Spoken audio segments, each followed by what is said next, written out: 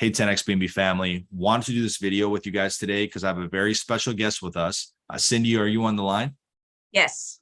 Awesome. So Cindy is one of our very, very successful students. She has almost 700 reviews on Airbnb, an existing superhost, 4.96 scores on Airbnb. So literally the epitome of a perfect Airbnb host. She recently got into the 10X BNB program. So I wanted her to just share her story with us, who she is, how she got into Airbnb, and why did she decide to get into the 10X BNB program? Because obviously someone as experienced as her, does she even need to get into a program like this? So Cindy, I'll give it to you. Just tell us who you are, how you got into Airbnb, and ultimately why you chose 10X BNB. And I'll show maybe just before you start, I'll show your listing just real quick so everyone knows what I'm even talking about. I'll show your listing real quick. So as you can see, guys, this is one of Cindy's units, 531 reviews with a 4.96 scores, literal perfection. And here's her second listing, 83 reviews, 4.92 score. So again, you're looking at like just over 600 reviews. Fantastic. We'll do a deep dive on that in just a second, but I'll pass it to you, Cindy. Just tell us who you are. Okay. Hi, Sean. Thanks so much. I live in the Tri-Cities. I raised our family in this house. We have 5 bedrooms upstairs, 2 baths. Downstairs, there's lots of extra room with the kids gone. I got into it because my husband passed away, and I told my house, I said, listen, I'm going to either sell you or you got to go to work for me. And so I converted the back living room area, like I have a back living room where all the kids hang out. I converted that into the first Airbnb. It's only 312 square feet. It includes a full shower with has 2 seats in it, and then the living space, put a kitchenette in it, and a private door to get out so they would never come into my side of the house. And it just kind of took off. I took another class to kind of get my feet wet and shorten the time of my learning curve. And that's why I think my score is pretty decent. I also listen to my guests. If they suggest something, I will put it in or take it out or add whatever they suggest. I'm always talking to them in person if I can to get their feedback, so it's not in a review. Like, tell me privately and just tell me, and then say how wonderful I am on the reviews. And I don't always say that, but sometimes I do. But I love people. I was in sales and marketing and advertising before I got married, and I've always worked with people. I was into the youth with a lot of youth things, girls camp director, all those kind of things. I've always loved servicing and making things fun. And so that spilled over into Airbnb and making sure that my clients feel safe, loved, and comfortable. And those are the 3 things that I focus on, that they, when they come in, that they are, they can either see me or not. They can have their privacy. A lot of times I don't see people, which is fine. But I just want them to know when they're there, this is their second place, their second home. Amazing. And then, so being as good as you are as an operator, what made you decide, or how did you hear about 10X BNB, and what made you get into 10X BNB, and what hesitations did you have prior to joining? I think I saw it on a YouTube ad, and I kept seeing it on a YouTube ad, and I thought, fine, I'll watch this YouTube ad. Yeah. And I'm an entrepreneur at heart. I always want to know what else do I need to know? Because we never know enough. There's always something to learn. And I was really impressed by what it said. And I already had the idea of renting another property. What caught my eye was the bed flipping. I thought, maybe I could make money without spending any rent money. And so that's what sucked me into that idea of being a second host, the idea of using the automated system. I think that was brought up on the ad too. And I thought, yeah, I need to automate this more. How do I do this? How do I make this better? How do I grow my business beyond 2 without end up working like a 40-hour week, which I didn't want to do?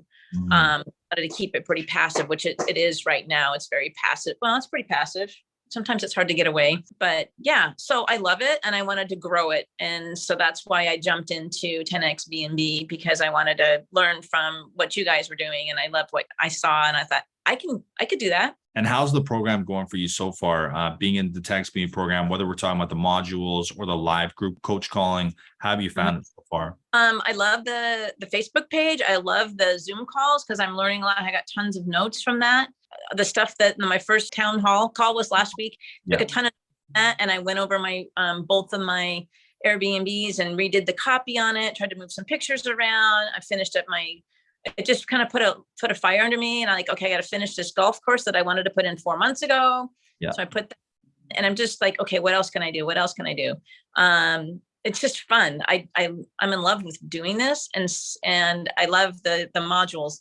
And there's a lot of things that I need to do that I'm running it through my personal bank. I need to switch that up. Talking about the branding, I thought, okay, I can need a brand here. What else? That's automated the price. Oh, the package. Yeah, I love the package pricing thing. I thought, I've been thinking about how to package something, but I couldn't figure out how to bring it up to people. And so you talked about that, and I love that idea. I think I'm going to do some packaging for the wineries around here, and maybe with the fantastic. Maybe what we'll do is we'll run through your listings, kind of explain to us what we're looking at. Again, this one is 531 reviews, 4.96. I would definitely say this is top 1% globally in terms of Airbnb reviews. I mean, it's not easy getting a 4.96 score with 531 reviews. So let us know, what are we looking at here? That one's called Sweet Sweet. It has, I know you don't care, but it has a private entrance, has a barbecue, has a place to sit out front. It has a mini golf there, has a place to sit to do your remote work. A couch to relax on. There's a TV in there, obviously. It's a horse theme. You can see I love horses. There's a little mini stream out there. It's a waterless stream. There's a house. There's my mini golf. Has a kitchenette that has just about everything in there that you could use except for a stove. I do not have a stove in there, no oven. But there's hot plates, griddles, crock pots, blender, whatever you need. First floor of your house, right? This is the first. So you live on the second floor. This is the first floor. It's and then part of the first floor. And this is just unit 1 of 2 that's on Airbnb in the same house. So this is the first Airbnb. Yes. And then the second Airbnb is this one, also at the same property. Let us know what we're looking at here. Well, that one's fairly new. I opened that up in January. I had to put a second bathroom in. I took part of my office out and created a gorgeous bathroom with pebbles on the floor. It's very kind of a Bali style. I love this place. Before I let anybody in there, I slept in it. I took a shower in there, and I'm like, okay, I want to live in this room because I love it. It's so cozy. It has a hammock in there you can sit in, and so many guests that they spend hours sitting in the hammock. And is this the one where you converted the garage into an Airbnb? Yeah. Yes. Right. I love that. That's very creative. It's super insulated. You would think, oh, a garage, but we've always used it as a living space. I kind of don't think a car has ever graced itself in there at all. Yeah. I had a heavy bag because I'm in martial arts and a personal trainer. And so we always had a workout area in there, and then had a separate living couch area for the kids to hang out in and the grandkids. So it's always been a living space, and I knew I could heat it, and then went with just like a little fireplace and then the little electric ones because the insulation is so amazing in there. So just needed a bathroom and a kitchenette. Boom. What you've done is you've essentially monetized a spare bedroom and also a spare garage, this is, I'm assuming this is paying your mortgage. Is that correct? Oh, I don't have a mortgage. Better. Because we brought our kids up in this house. It built in 2001. And we did a 15-year loan. So we paid it off quite a while ago, even before Kevin got sick. So that's just kind of how we roll. Just like, I don't like to spend money. So I like to save. Speaking of money, how much would you say this this listing is averaging you per month? And this listing, how much are each of these listings averaging you per month? Well, they're averaging about 4,000 together. I don't know how to break it down separately. I was wondering that. And 1 month it did $5,000. So I know it can do $5,000. And that just kind of happened. I just need to pay better attention to this second one. That's the one dragging its feet. The first one, almost every day is always booked. If not every day, like one day is missing. That's not booked.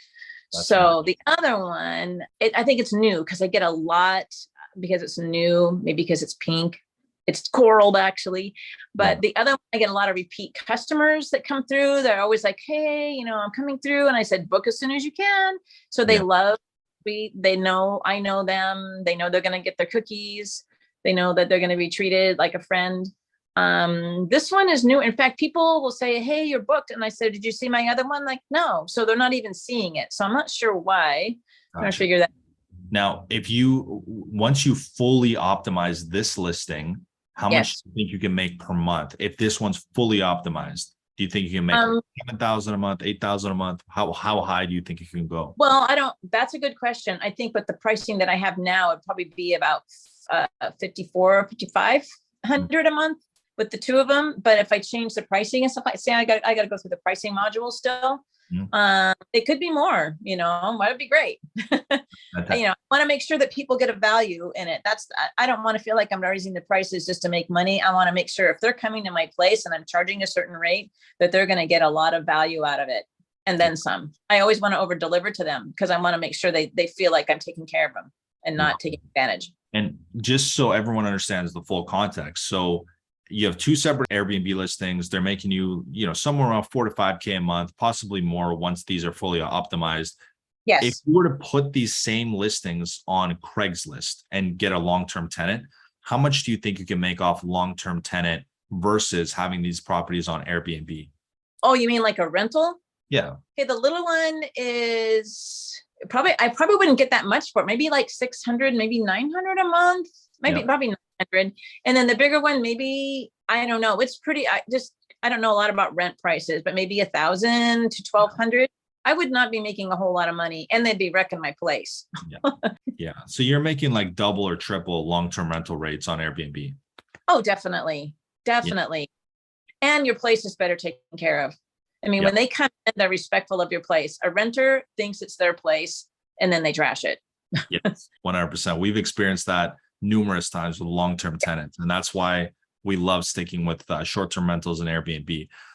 This was a very inspiring story, Cindy. Thank you so much for joining us today and sharing your Welcome. story. I can't wait to see what you do next. And maybe that is my next question: is what are you planning on doing next after you optimize these listings? What's the next step for you? Well, if I optimize these enough to bring in the money and I want to save enough money to actually buy another property, but I would be leapfrogging ahead. I have a number of people that keep asking me about how do I host? How do I do this? A lot of my friends. And I'm like, I'm not sure what to do with that. I think I might just say, hey, I can host for you. And I could put them into the bed flipping process. As long as they listen to me and do what I tell them to do, because I don't want to host something that is subpar. So I think, and that's something I'm going to talk to you about. And then the rental aspect of it. If I can pick a spot, so I'm going to add my portfolio all across the board. I want to do a little bit of bed flipping, do more of the rental, making sure that I'm the right property. And I would really love to have some properties of my own in some areas where I have relatives, where I would rent them out. And then when I want to stay there, I have a place to stay, bring my dogs. And then also I want to do some bigger places where I can do some stuff for veterans and pairing them with dogs for the men and women who have had PTSD. So give back to those people who have done so much for our country and have suffered so much. So that's my side of my heart that I want to give back to them and to that area. I love that. And I can't wait for us to help you accomplish your goals. So happy to have you a part of the 10X BB family. And again, thank you so much for sharing your story with everyone. It's very inspiring, and can't wait to see what you do next. You never know. No, that's right. Thanks so much. Thanks so much, Cindy. I really appreciate you guys. This is a great program. Thank you so much, Cindy. Appreciate it. We'll talk with you soon. Thanks again. All right. Blessings. Bye-bye.